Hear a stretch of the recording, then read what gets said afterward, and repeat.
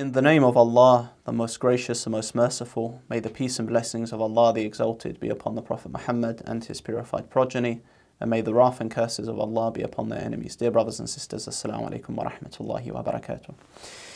We continue for the verse that we showed in the last clip, where the 𝗦𝗨𝗣𝗕𝗦𝗧𝗏𝗦𝗖𝗥𝗑 quoted the verse from the Quran from chapter 16, verse 20 and verse 21, where he said that Allah Azza wa Jal said, 𝗓ُوذُ بِاللَّهِ مِنَ الشَّيْطَانِ الرَّجِيمِ بسم الله الرحمن الرحيم وَالَّذِينَ يَدْعُونَ مِن دُونِ اللَّهِ لَا يَخْلُقُونَ شَيْئًا وَهُمْ يُخْلَقُونَ أَمْوَاتٌ غَيْرُ أَحْيَاءٍ وَمَا يَشْعُرُونَ أَيَّانَ يُبْعَثُونَ. Allah Azza wa Jal in the Holy Quran, He says that those whom they invoke besides Allah have not created anything, but rather themselves are created. أَمْوَاتٌ غَيْرُ أَحْيَاءٍ, they are dead, lifeless, and they not know when they will be raised up. So we mentioned some points before getting into this verse, and inshallah ta'ala, for this episode, we will show some of the Quranic exegesis Tafseer of the mukhalifin surrounding this verse. What we did show in the last episode is that Allah Azza wa Jal in the Holy Quran says that He is the most best of creators. أحسن الخالقين. Therefore what? This shows us that other of the creation can create by the permission of Allah. Such as Prophet Isa alayhi salam, when he says أخلق, that verily I create, and he was able to create a bird. Obviously bi'idhnillah. And another verse where it says that Prophet Isa alayhi salam, peace be upon him, what? He created a bird, he revived the dead. And it says in the verse bi'idhnillah, yet they try to mock when the Shi'as state this principle. So also within the clip, the 𝗦𝗨𝗣𝗕𝗦𝗧𝗏 said that why don't you just call on Allah directly? But this is a straw man argument. Why? Because the Shia do call on Allah directly. And even when they are calling on the Imams, this is not within worship. And it's the same goal, to get to Allah Azza wa Jal. So it is like you're calling on Allah. Just like when you say to someone, make dua for me, a pious person, he makes the dua for you. But you're doing that why? So he calls on Allah Azza wa Jal for you. The Ahlul Bayt alayhim salam, the Prophet Muhammad and the Imams, peace be upon them all, taught us various du'as where you're calling directly and praising Allah Azza wa Jal. The sunnah of the Ahlul Bayt alayhim salam was to say, Ya Allah, and they taught us this, but they also taught us at the same time, what? Or maybe I can say, and at the same time they taught us that they are also a means towards Allah Azza wa Jal, and that we use them as a waseela. Obviously everyone knows the verse in the Quran, Ya ayyuhalladhina amanu اتقوا الله وابتغوا إليه الوسيلة, that O you who believe, or O you who have faith, fear Allah, have taqwa of Allah, and take to Him a waseela. So someone comes along and says, no, waseela means just good actions. It doesn't mean calling on the Imams. According to your own Shia books, yes, various actions can be a waseela in gaining closeness to Allah Azza wa Jal, but the Imams themselves also said that they are waseela. For example, al-Burhan fi Tafseer al-Quran, this tafsir which is based on many of the riwayat and has many mistaqi type tafsir. It says about the verse what?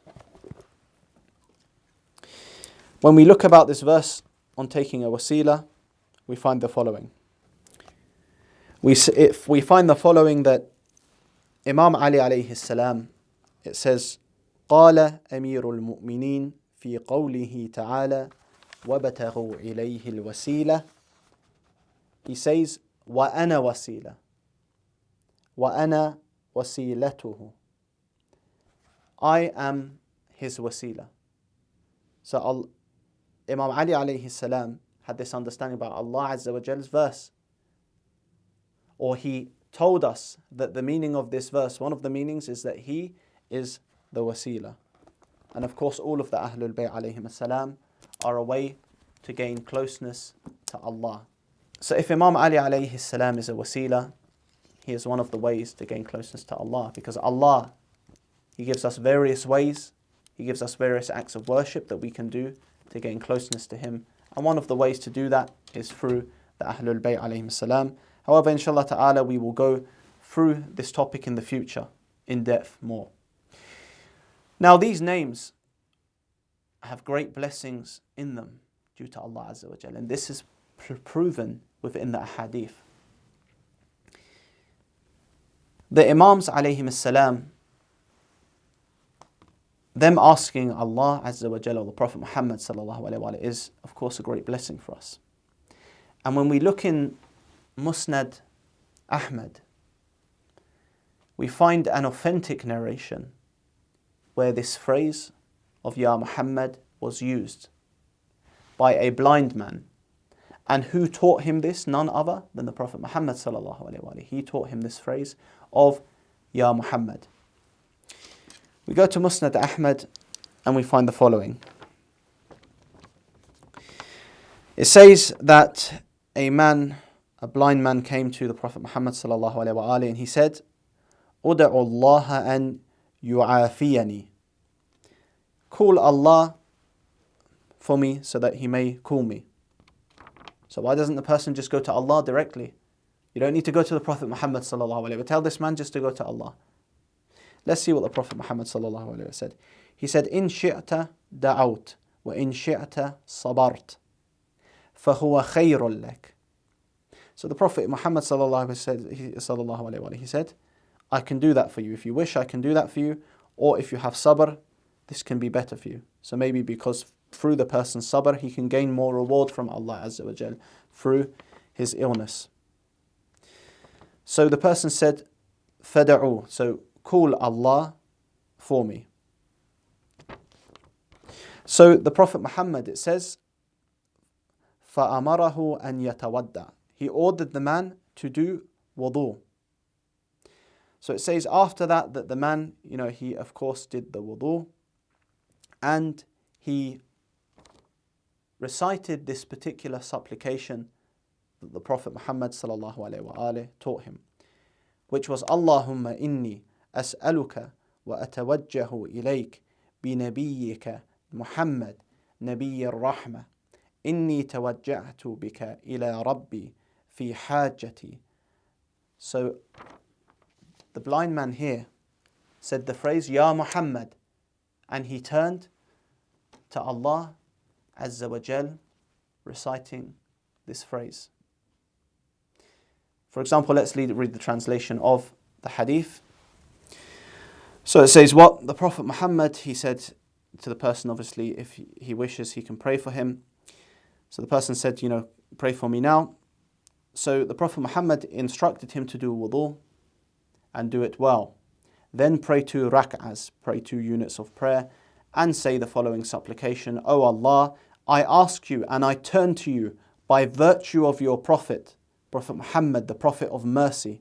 Ya Muhammad, I turn by virtue of you to my Lord concerning this need of mine, that it might be met for me. O Allah, accept his intercession concerning me, and accept my intercession concerning him." So the man did that and he was healed. So we find from this narration that this phrase of Ya Muhammad was taught to this old man to recite in order to gain closeness to Allah Azza wa Jal. And he also asked the Prophet Muhammad sallallahu alayhi wa alihi to call on Allah Azza wa Jal for him, which defeats this false idea which some bring along, that where they try to say that, who cares, don't say Ya Muhammad, no need to say Ya Muhammad, just go to Allah yourself. No one's saying you cannot do that or negating that, but to negate the high status of the Prophet Muhammad sallallahu alayhi wa alihi, that if he would supplicate to Allah for the believers, that this is nothing, then this of course is clear deviance from the right path and from the religion of Islam. So we see that within his life this type of dua was taught. This is an authentic hadith according to the mukhalifin. And of course after that, if the shaheed, according to the Quran, وَلَا تَحْسَبَنَّ الَّذِينَ قُتِلُوا فِي سَبِيلِ اللَّهِ أَمْوَاتٍ, if the shaheed in the Quran, the martyr, is not said as dead, then what about the Prophet Muhammad sallallahu alaihi wasallam? But there have in fact been books which have been written in order to prove about the lives of the Prophet Muhammad, the prophets. There have been books written to prove this by the scholars of the mukhalifin. So we don't say that the Prophet Muhammad sallallahu alaihi wasallam is dead in the sense that some of those of the mukhalifin try to say he's dead in, that he is completely cut off from this world and has no relationship with it. Let us now go to some of the tafsir of the verse, because this is what we wanted to get into about the verse, وَالَّذِينَ يَدْعُونَ مِن دُونِ اللَّهِ لَا يَخْلُقُونَ شَيْئًا وَهُمْ يُخْلَقُونَ, where Allah says those who they call upon besides Allah have not created anything and are created themselves. Why is it that they have not created anything? Who is this verse talking about? Is it talking about the pious awliya of Allah? Is it talking about the prophets of Allah Azza wa Jal? The prophets who were given this ability to be able to create, such as Prophet Isa alayhi salam? Or is it again another verse which has been taken out by the nawasib referring to the idols? We go to Tafseer 𝗙𝗦𝗦𝗦𝗦 and we see the following. يقول تعالى ذكره وأوثانكم الذين تدعون من دون الله أيها الناس آلهة لا تخلق شيئا وهي تخلق. Tabari says regarding this verse, chapter 16, verse 20 in the Quran, Allah the Exalted is saying, and those idols which you are calling upon other than Allah, those idols, as gods, O people, have not created anything. Rather, they are created. Therefore, how can an idol be a god when it is manufactured, structured? وَلَا تَمْلِكُ لِنَفْسِهَا نَفْعًا وَلَا ضَرًّا, and does not possess for itself any benefit or harm. So again, the Nasibi polemicists came with this verse to try to say that even if they can hear, they cannot do anything because of what? This verse where they cannot create anything and they themselves are created. But this verse, according to Tafseer Tabari, Jami' al-Bayan, is saying what? That this is about the idols which were sculptured out of bricks or stones and wood. Of course they cannot create anything because they themselves have no life in the absolute sense. So again, according to their tafsir, this verse is talking about the idols. Allah the Exalted says to those mushrikeen from the Quraysh, those who you call upon besides Allah, O people, are dead, not alive. وَالَّذِينَ تَدْعُونَ مِن دُونِ اللَّهِ أَيُّهَا النَّاسِ أَمْوَاتٌ غَيْرُ أَحْيَاءٍ. And he says, وَيَقُولُ تَعَالَى ذِكْرُهُ لِهَؤُلَاءِ الْمُشْرِكِينَ مِنْ قُرَيْشٍ. These verses were addressed to the polytheists of Quraysh, where Allah Azza wa Jal is what? Addressing them, saying that those who you call upon, they cannot create anything, they themselves are created, they are material, they are matter, which are inanimate objects. We see this recurring theme every time we look up these verses. Those mushrikeen worshipped, yad'un, they worshipped, they called these idols in ibadah, yet the idols were inanimate objects. So Allah says to those mushrikeen from Quraysh, those who you call upon besides Allah, O people, are dead, not alive. Allah made them dead, these idols, not alive, for there were no souls in them. This is clear. And it says, just as Qatada said about the verse, what? Dead, not alive, and they do not know when they shall be raised. أَمْوَاتٌ غَيْرُ أَحْيَاءٍ وَمَا يَشْعُرُونَ أَيَّانَ يُبْعَثُونَ. And these are the idols which were worshipped instead of Allah. They are dead with no souls in them, and they do not possess harm or benefits for themselves.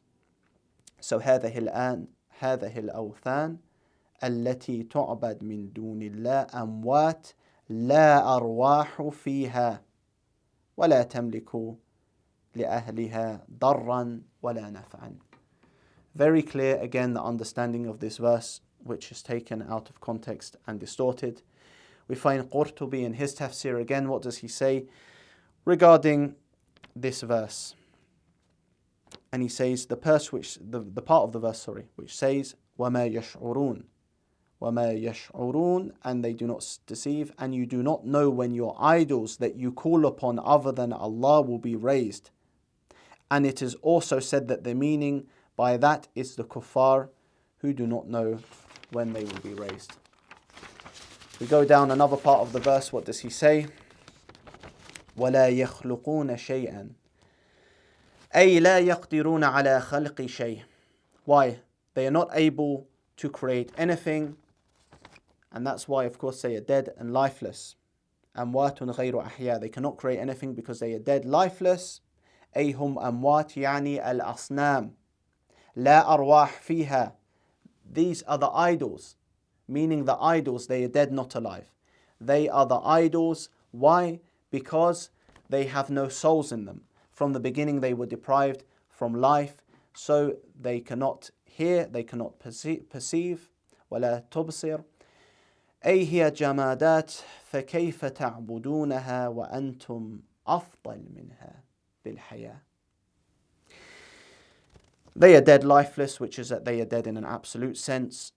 The idols, in which there are no souls within them, and they do not listen and do not perceive, and they are inanimate objects. So how do you worship them when you are better in life than them?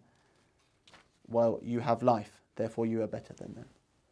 So again, 𝗏𝗏𝗧𝗏𝗏 about this verse says that the verse is talking that the mushrikeen called on worship. They worship besides Allah those idols, those inanimate objects, which cannot create anything because they are inanimate objects. They are lifeless, but they themselves are created. And they are dead in the sense that they have no life at all, not alive. And these idols do not know when they will be raised. And there are more actually Tafseer as well from the mukhalifin which prove this point. So we conclude for this episode, dear brothers and sisters, and join us through the next episode where we will inshallah ta'ala have our conclusion of this series. Allahumma salli ala Muhammad wa ali Muhammad wa 𝗙𝗢𝗓𝗧𝗏𝗦𝗧𝗏𝗧 wa la'ana a'da.